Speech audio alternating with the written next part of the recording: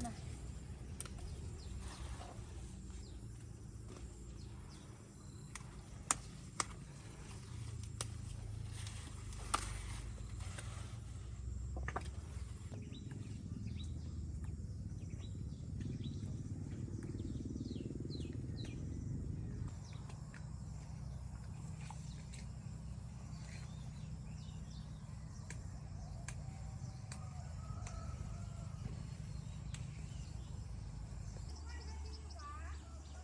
Có nữa đâu, làm gì còn cỏ nữa.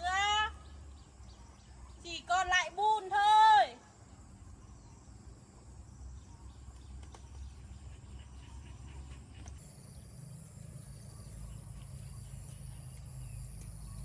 Chẳng hái đâu.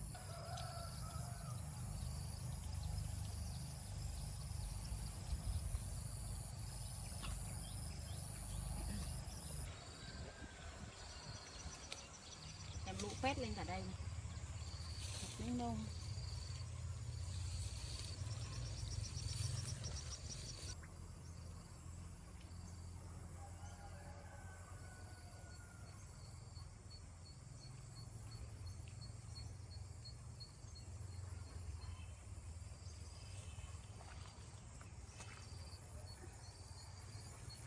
Đây có đèn đây nhá.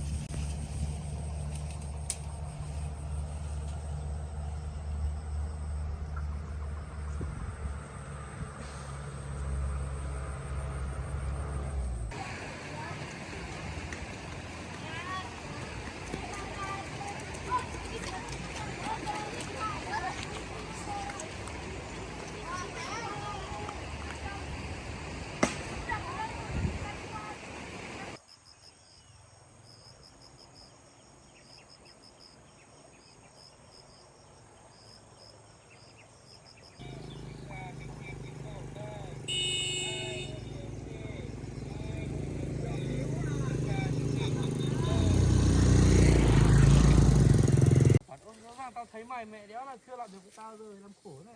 Bây giờ mày chui chó. Giờ mày lên voi chung chó. Voi bây giờ mày chui chó. Chưa với tao mẹ hoành tráng. Này giờ phải làm như Pli này.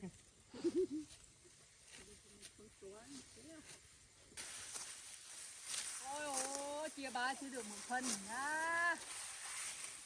Bác men Chạy tấp nữa. lại quay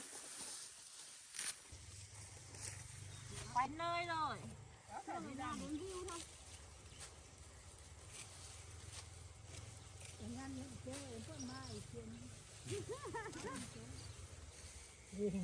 Kết cuối năm học của con. Tổng kết cuối năm học của con.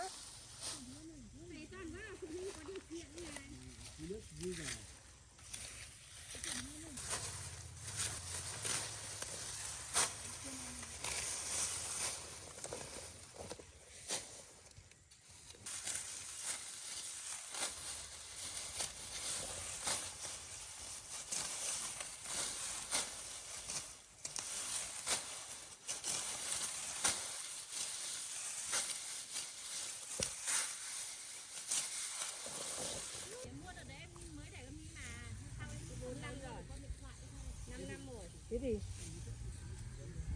iPhone á? 2018 là 5 năm rồi bạn ơi. Tuổi thọ của nó chỉ được thế thôi, còn đòi hỏi cái gì nữa. Của anh mua xong năm rồi chính diện anh mua cái có đấy ra này. Của anh I12 này. Của nó I21. Của em còn dùng chưa được 2 năm đã thế đờ. Của chị Diệu à? Diệu với lại chị. Đấy của em đã I21 rồi, của anh có I10. Một cái điện thoại trả góp như vậy này. 6 tháng luôn đưa tiền đủ mua cái điện thoại. Không phải trả thẳng đâu. Trả góp mà. Cái đấy của anh trả góp á? Trả góp. Của anh chẳng có gì cũng trả góp. Chuyên gia trả góp thì xưa như vậy. Thế vợ có trả góp không? Vợ cũng trả góp.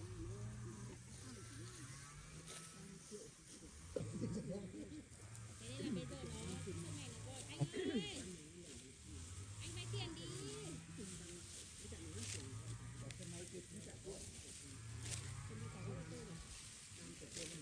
Bây giờ nó có 50 triệu mua được rồi. 15 triệu mua được rồi. 15 triệu thôi. Một thôi. Đi sao đây?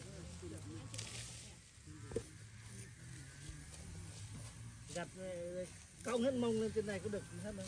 Cháy cả mông mày mới bảo tao cúi xuống.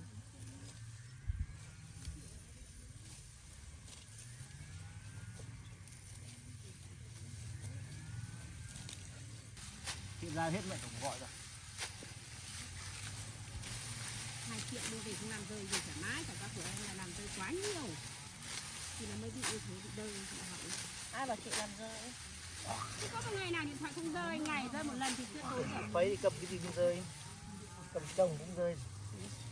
Cầm được chồng ra. Bỏ quên cả chồng ở chợ.